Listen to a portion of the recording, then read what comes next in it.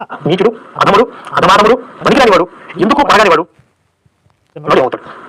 మనిషి చేతిలో బట్టలు ఓడదీపించుకున్నాడు ఏమవుతాడు? మనిషి చేతిలో ముడ్డు మీద తెచ్చుకున్నాడు ఏమవుతాడు? మనుషులు మొహం మీద భూసినాడు ఏమవుతాడు? మనుషులే బాగింది కదా. మరి వీళ్ళు మొహం మీద భూసినాడు ఏమవుతారు? వీళ్ళు ముడ్డు మీద తెన్నది ఏమవుతారు? ఇంకా నీచుడు, అధముడు, అధమానముడు, పనికిరానివాడు, ఎందుకు పడగానివాడు, అసమర్థుడు. ఒక మాట చెప్పాలంటే పరమ వేస్ట్, రొమ్మ వేస్ట్. అలాంటి వాడి దేవుడు నమ్మచ్చమని అంటే మన మొహానికి మళ్ళీ తమిళ్ కూడా ఒకటి.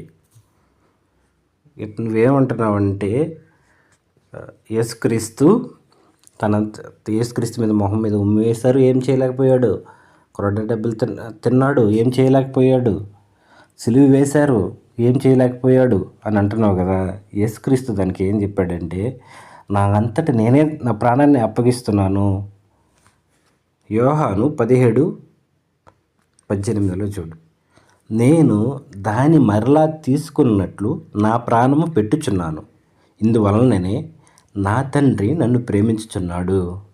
ఎవడను నా ప్రాణము తీసుకున్నాడు, నా అంతటి నేనే దాన్ని పెట్టుచున్నాను. దాన్ని పెట్టుటకు నాకు అధికారం కలదు, దాన్ని తిరిగి తీసుకున్నట్టుకును నాకు అధికారం కలదు. నా తండ్రి వలన ఈ ఆజ్ఞ పొందితేనే నేను. అప్పుడే కొంతమంది అన్నారు, వాడు దెయ్యం పట్టినవాడు అన్నాడు. మరికొందరు ఏమన్నారు చూడు, ఇవి దెయ్యం పట్టిన వాని మాటలు కావు, దెయ్యము గ్రుడ్డివాని కన్నులు తెరవగలదా అన్నది.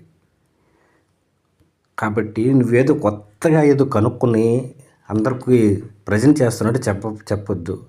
అది నువ్వు బైబిల్ని అర్థం చేసుకొని యేసుక్రీస్తు ప్రేమను తెలుసుకొని లేఖనం అర్థం చేసుకుంటే నీట్గా యేసుక్రీస్తే చెప్పున్నాడు, నేనే ఆ ప్రాణాన్ని పెడుతున్నాను అంటే ఆయన ఆ మనుషులు చేసే పాపాలు అవి తీరాలంటే ఆయన ప్రాణం పెట్టాలి. ఒక పరిశుద్ధమైన రక్తము, ఏ పాపం ఎరుగిన రక్తం పెడితే కానీ ఈ మనుషులు చేసే ఈ పాపాలకి పరిహారం దొరుకుతుంది అని ఆయన వచ్చి ఆయన మొహం మీద ఉమ్మి వేయడము అవన్నీ ఆయనకి వాళ్ళు చేస్తున్నప్పటికీ కూడా సహించి మనుషుల పాపాల కోసం భరించాడు. అంతేగాని నువ్వేదో కొత్త కనిపెట్టినట్టు, ఆ బైబిల్లోనే ఉంది కదా,